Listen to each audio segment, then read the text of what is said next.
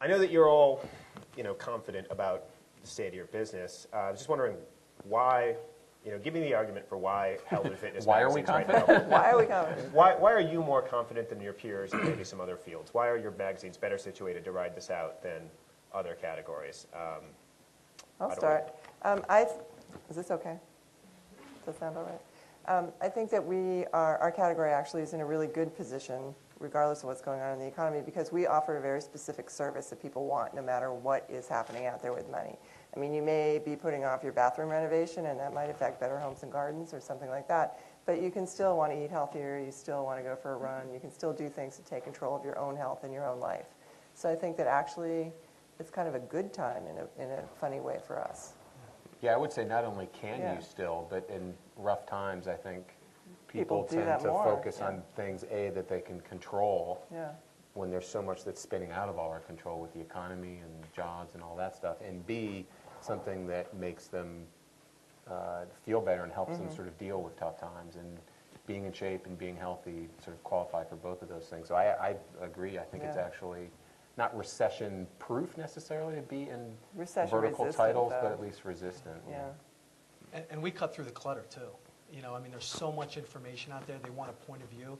They want someone who says, you've read all of these things about all of these different actions you can take and pills you can take and, ab exercises. I want somebody to tell me specifically, if I do this now, that I'm going to get this result. And I think all of our magazines do a really great job at doing that. And also I think that, it's very different from when I started in writing about health and fitness, and because then it was like, here's health and fitness and here's the rest of your life. And now, really, in a very short time, it has become so integrated for people, of all ages. Everybody's interested in what they should be eating. I can't tell you how many times a day just some, random friend will, ask me, how many calories are in that, or what should I be eating, and what does glycemic index really mean? And everybody is hot for it. They're interested in it, and I think that it's so much a part of your life. It's like, you can't give it up. You need to still have that information. Yeah. Actually, I wasn't going to make this my second question, but I'm sort of curious about that. When you say it's such a part of everybody's life and mainstream culture right now, does it feel like there are, to paraphrase John Edwards, sort of two Americas when it comes to health and fitness? I think some people, I think that we, at Shape at least, and I think all of these magazines appeal to two categories of people, actually probably three, but the two broad categories are the aspirational and the committed. And I think that, people who will, I know there are people who sit there and read our magazine and eat a whole bag of potato chips at the same time. But, it's like, it's a contemplation of change. Sometimes you need to be in that pre-contemplation stage. This is where the seed is planted and it's germinating.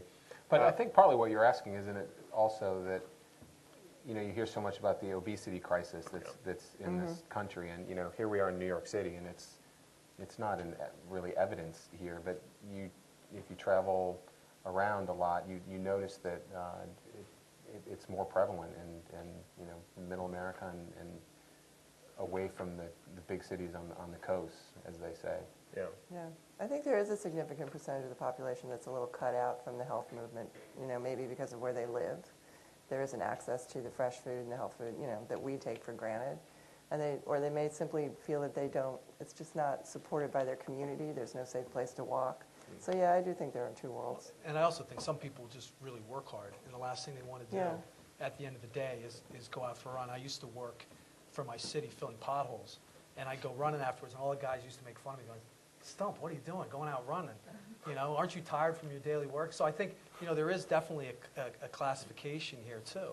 And there are people, it's a luxury to have the time to go, for an hour-long run. It really is. And I tell you, it's going to be more of a luxury now that we're going into a little bit of an economic recession, because people have to work longer and they have to work harder. The good news is that there's no better antidote to the stress that people feel than exercising. So that's why we continue to be super relevant, and people will continue to turn to us.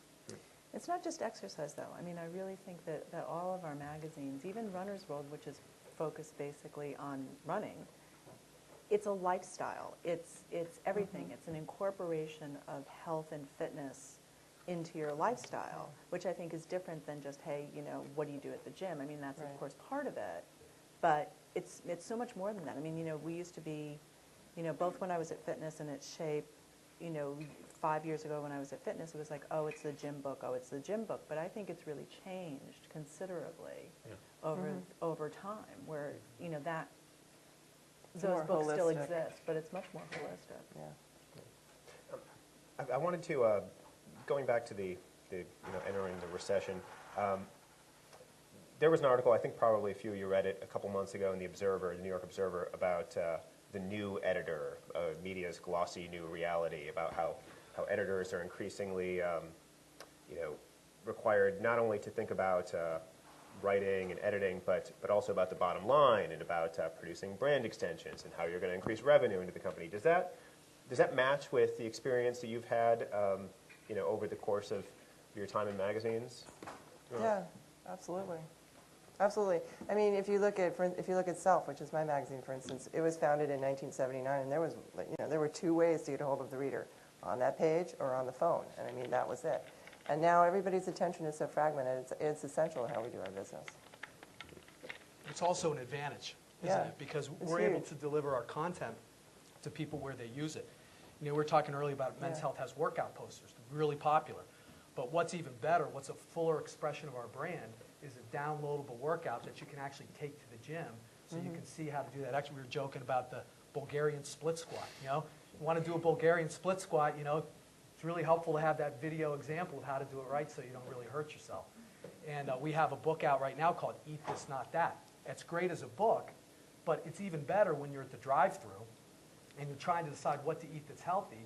If you can pull out your handheld and pop in McDonald's, it can give you the healthy choice that can really make a difference for you in terms of your health and your weight. So I think for me, as somebody who came up as a writer and an editor, and we've kind of spin into the business side a little bit, it's really great for me to have all these additional formats that you can use to express the content in new and different and better targeted ways for users.